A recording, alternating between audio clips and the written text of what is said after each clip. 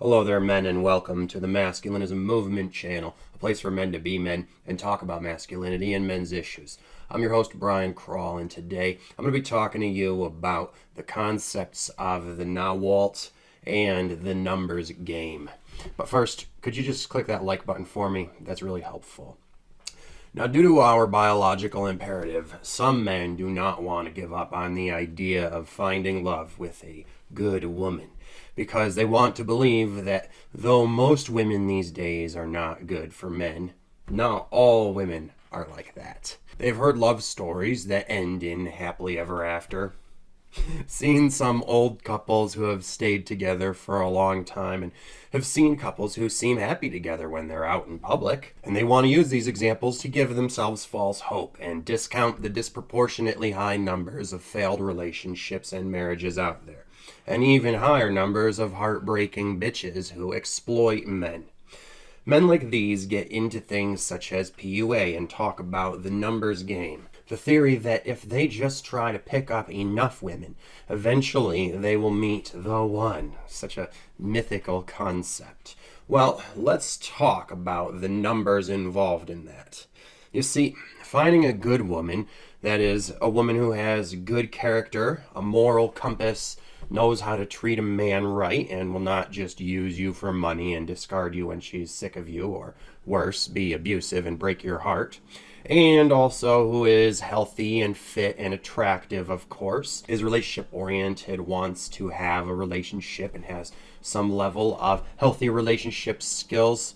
Well, finding a woman like that is so rare that it is like finding a needle in a haystack the size of your city.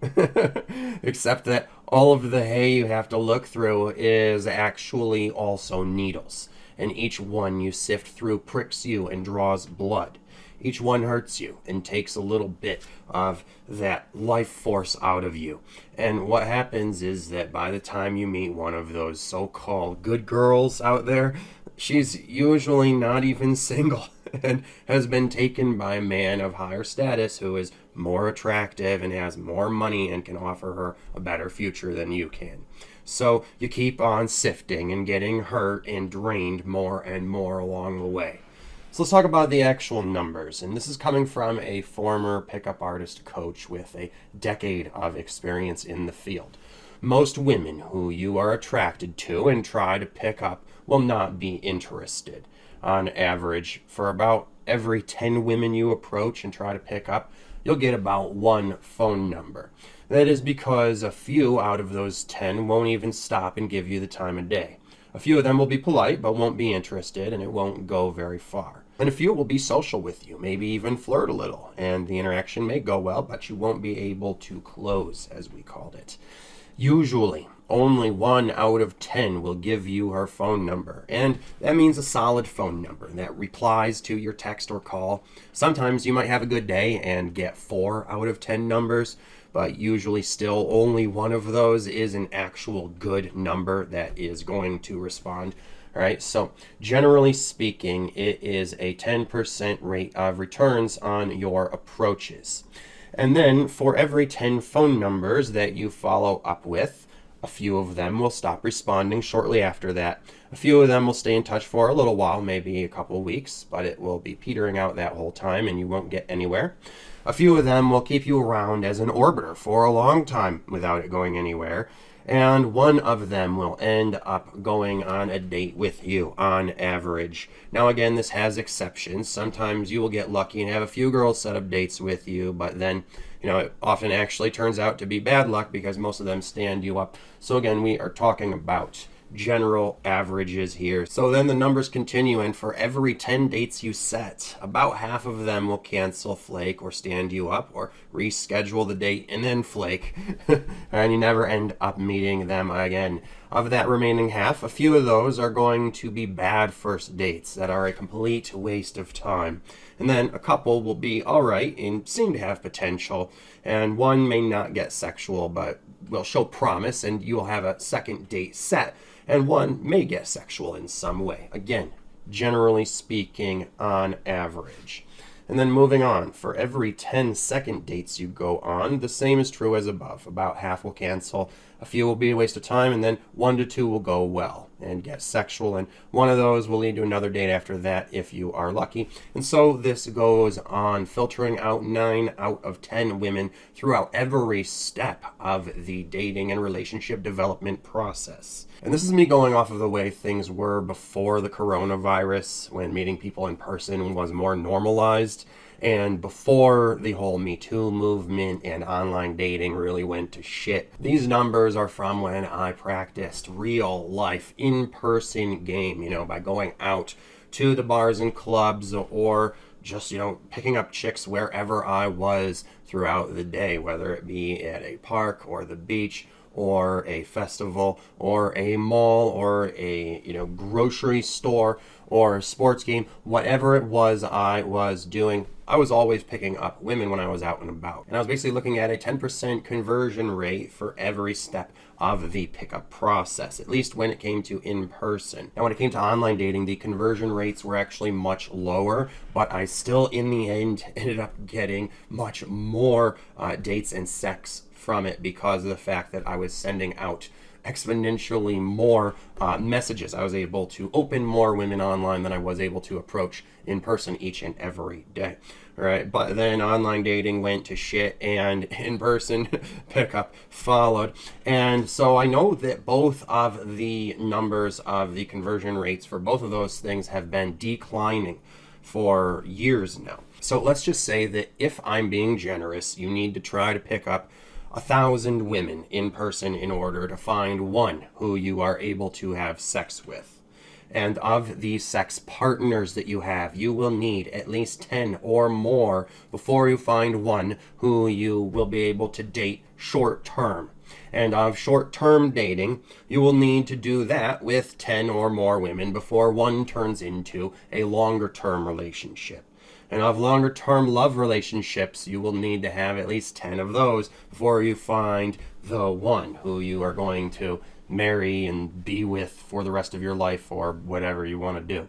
And these are just figures that I am ballparking based upon optimism and the way things used to be when pickup artistry was really in its heyday, keeping in mind that it is getting worse all the time. And also that while there may be good girls out there and you may be able to meet one eventually if you are meeting enough girls, as I said earlier, most of the girls who are good enough to be in relationships get swooped up by guys who are also relationship material, attractive, rich guys. Will get to these girls and take them before you can because they are just going to be going with their best option. So there's no guarantee that if you meet a NAWALT that she'll even be available to you, or that she will even be interested in you, right? So it's not just that you have to figure out the numbers of what it would take for you to meet one NAWALT. You have to figure out the numbers of how long it would take for you to actually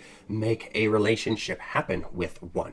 And the type of investment that it takes in playing those numbers, enough to try to find the one NAWALT who you could actually make it work with, it would really require you to actually quit your day job. And this is basically one of the secrets I discovered of why the PUA coaches out there got laid the most, was just because of the amount of time they were able to invest in it. Right? Because anyone else who has a regular job doesn't have as much time to invest in gaming. And that was the amount of time it took. In order to have that kind of epic sex life, you had to be doing it like your job. And it would be like a professional investor quitting their day job to play the lottery, all right? Because you have no guarantee that this is going to work out for you ever. And even if it does, it is going to take a lot of time. You are going to have to be doing pickup every single day, just like I was, trying to hit that sweet spot of at least 10 approaches every day and at least one phone number per day. And even if you are doing over 100 approaches per week and spamming multiple online dating accounts and booking up your calendar with dates, you'll probably only end up going on about 3 dates per week on average, because most of them will flake. And you'll end up being lucky if you get laid every week or two when you are at the top of your game. But usually these days it'll be more like once a month, and you could also go through dry spells that last half a year or more, as I did when I was a PUA. And like quitting your job just to play the lottery, you'll also be spending not only time but energy and sometimes money on these women. Women who 99% of the time are a bad investment of your resources. And the women who you connect with and start to have romantic feelings for or even have relationships with will mostly also be a waste of your time and energy in the end. And worse yet, will end up hurting you as well. So with these averages, if you are doing your absolute best, it will take about 10 years or more for you to find that one, that is, if she really exists at all, or if she is available and you two can make it work, because there's more factors that you have to take into consideration than just these numbers. All right, you have to take into consideration your location and how many eligible women there are in it, right? And how available the women you're going to be meeting are for you. And other demographic and logistical factors that will probably alter the probability of you finding your match. And not in a good way, because unless you are lowering your standards and settling for a bad relationship just because it's more convenient, what will often happen is you might meet a woman who is of your high standards, but she lives really far away. So it's hard for you two to make it work because it's like a 40-minute commute between you. And when you're falling in love, it seems like it wouldn't be an issue, but in reality it is, because that's 80 minutes of commute anytime one of you wants to see the other. All right, so there's logistics to consider and demographics and aspects of your social environment, the city that you live in, that you have to take into consideration. And in the end, you will have spent a decade or maybe two or more chasing love, getting hurt, and having sex that is mostly meaningless.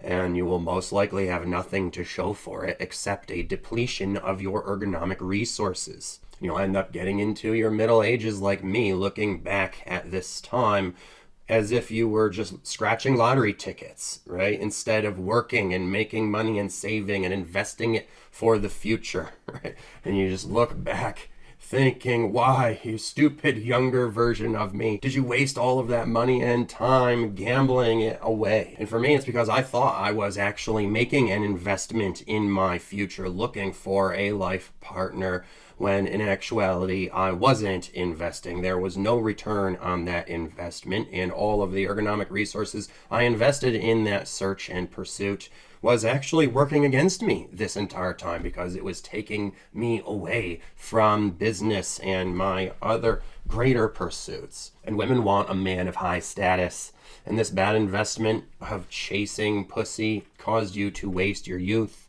your money, and to only go downhill over time. And as you've been going downhill, so the dating marketplace too has also been in a decline and been becoming worse and worse. And chasing women, even though your chances of actually getting one keep getting worse and worse, is just really evidence of how it is an addiction. This is like a gambling addict chasing a win that he never gets, even though he's putting himself into debt and losing everything, and the odds of him winning aren't increasing. They aren't getting any better as he gambles. He's not being given any more reasons to continue to invest. It is just an addiction.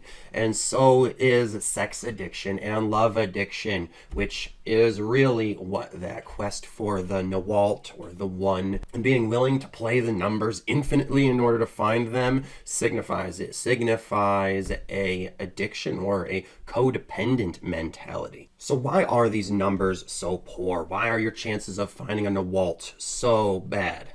Because, as I said, women with all the qualities that make them a good girlfriend and wife are rare, and are getting rarer every year. Bad women, however, are very good at making themselves seem like good women for a short period of time. And all women have exponentially more options and opportunities in dating than men do. So the reason why these numbers are poor for you, and almost every girl you try to start dating or do start dating will just about always stop talking to you, is because she has tens or even hundreds of other eligible male suitors at her beck and call, many of whom are trying harder than you are to be with her, many of whom are far better at playing the game than you are, and many of whom are higher in status and have much more money than you, and also many of whom are better looking and have greater sex appeal.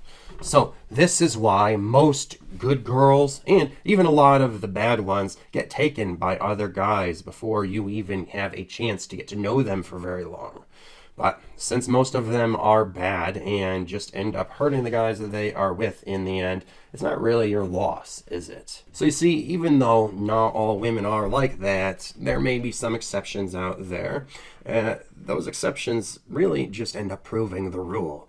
And there aren't enough Mrs. Rights out there, and are too many bad women to go through in trying to find them, each of whom takes something from you. And women will always be a bad investment of your time, energy, and money, and leave you depleted of your livelihood. If you were job hunting and were looking for employment opportunities that offered this chance of paying, you'd turn them down 100%. If you were talking to an investor who pitched you an investment idea that had this chance of paying, you'd turn it down 100%. You'd think that anyone would be crazy for even making you such an offer that is just so bad. And so it is with love. You have to be crazy to invest your best decade or two of life and so much of your livelihood chasing such a bad investment with such poor odds of paying off in the end. Crazy like a gambling addict, someone who is mentally ill and needs psychological help. Because like I said, the types of people who do this are codependents. Don't be like that. Be independent and make good investments, which women are not. There are so many hidden costs that men incur in dating and relationships. It's like living in an ergonomic deficit. Women do not pay you dividends. All they do is take and take and take until they have depleted your resources and you become bankrupt. So don't invest in them. Invest in things that offer an actual return, like yourself and your business.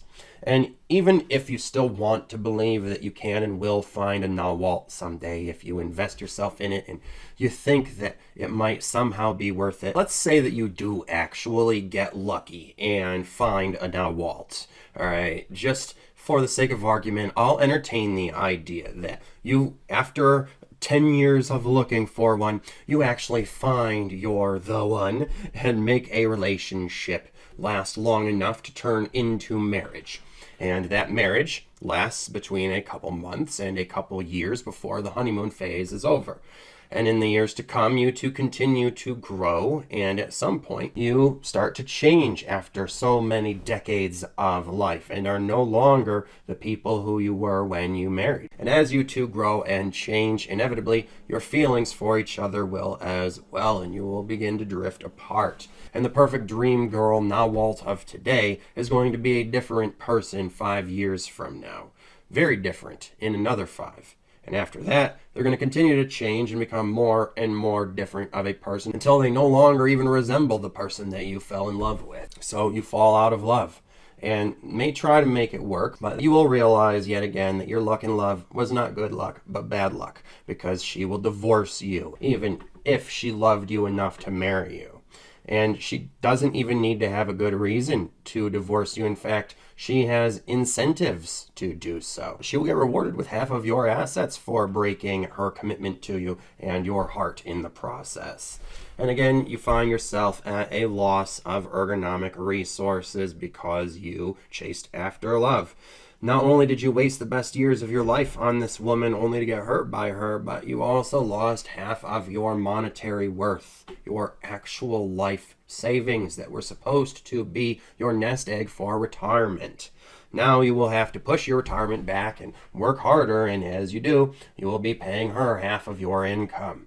So even if you do find the one and get married to her, chances are that chasing love still leaves you in the same place as if you hadn't. And a woman who seems like she would never do anything to hurt you now will at some point in her life be capable of such acts and will do them. The problem isn't that all women are like that in general, like all the time. The problem is that every woman can and will be like that at some time in her life. So stay safe. Don't look for the NAWALT. You are only setting yourself up for failure or, worse, heartbreak. That concludes this talk. I hope I mansplained that well enough for you guys out there. Thanks for listening. Be sure to share your own thoughts and opinions by commenting below. And if you like this video, be sure to hit that like button and share these messages with everyone by sharing the video on social media and talking about these things too. And lastly, check out the links in the description below for other resources for your masculine personal development and living the life you want to as an independent man. And if you can afford to donate, please do so with the PayPal link below, because your support funds me doing this work and fighting the good fight for men like you. And you can stay tuned for the next video coming out soon, which will be on how female nature is ubiquitous. And make sure you're subscribed so you'll be notified when that is. And until then, take care of yourselves, men, because no woman out there is going to.